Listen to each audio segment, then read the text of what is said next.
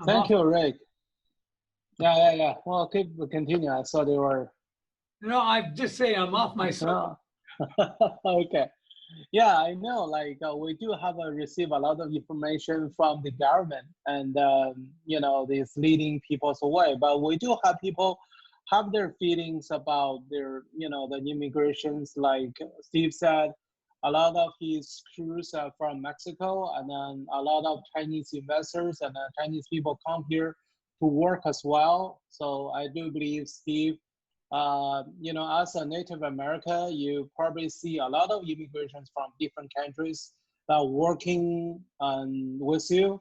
And how do you feel about those?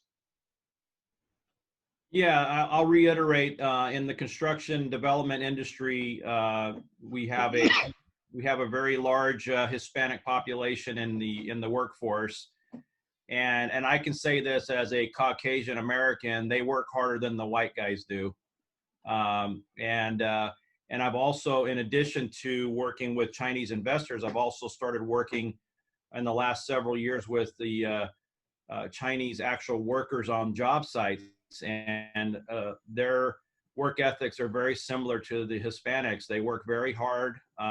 They work long hours. They don't complain, because they haven't become Americanized. That's an unfortunate statement, but the reality is we're spoiled here.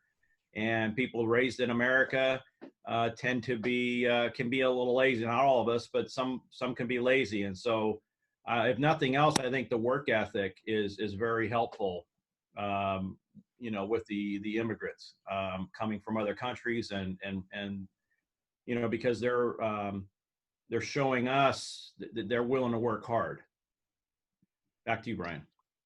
Thank you, Steve. And Alex, I know that your company has a lot of Chinese people working with you. And what do you think about those Chinese workers or the immigrants?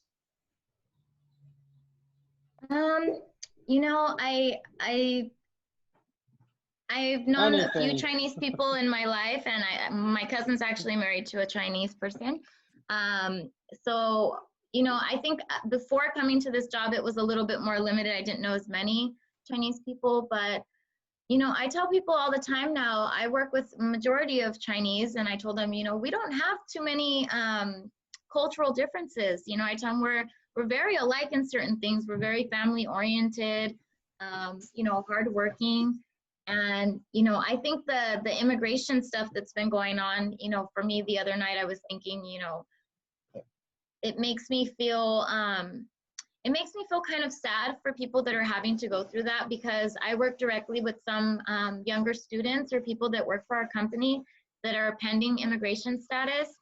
And, it's a stress that they have. When these things come out, people think, oh, well, they're going to put a stop or they won't.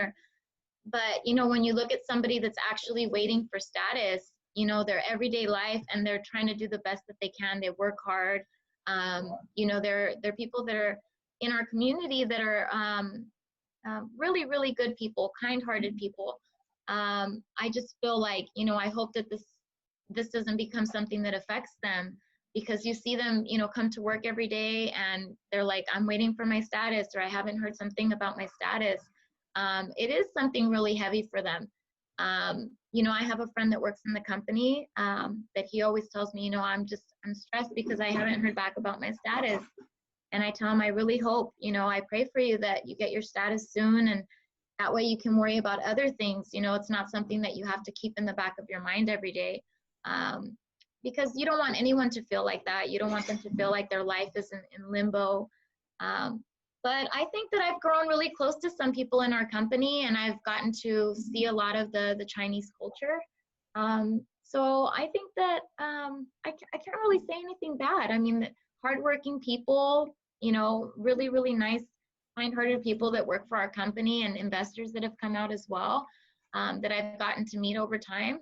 So I can't really say anything bad. I think when people put kind of like bad stigmas and things like that. That's everybody's race or everybody's ethnicity. We have good and we have bad. So far from what I see, the majority of the Chinese people that I've met have been really, really nice people, hardworking people. Oh, thank you, Alex. I take that compliment for myself as well. So, well, like we're complaining about the immigration laws, not just EB-5 and everything that put people in hold, like Ricardo mentioned. His H-1B staff, he's Indian, but his backlog is like 152 years. That's just ridiculous. Luckily, we have Ken as an immigration attorney. Do you have any expectation? Maybe the immigration law will change. Maybe the EB-5 laws will process faster because based on the fact, the speed of the backlog really jumps a lot for the Chinese investors and also for the other countries. So do you expect any other changes? Maybe a better change? Just Ken? I've been expecting changes for many years now, and I've been disappointed all along the way. It seems the changes that we're seeing are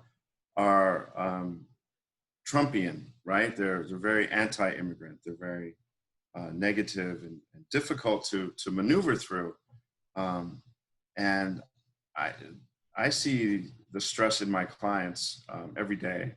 They are constantly calling me and asking for updates and ways to figure out their case. And I often feel there's almost nothing I can do because the laws are so difficult to navigate right now.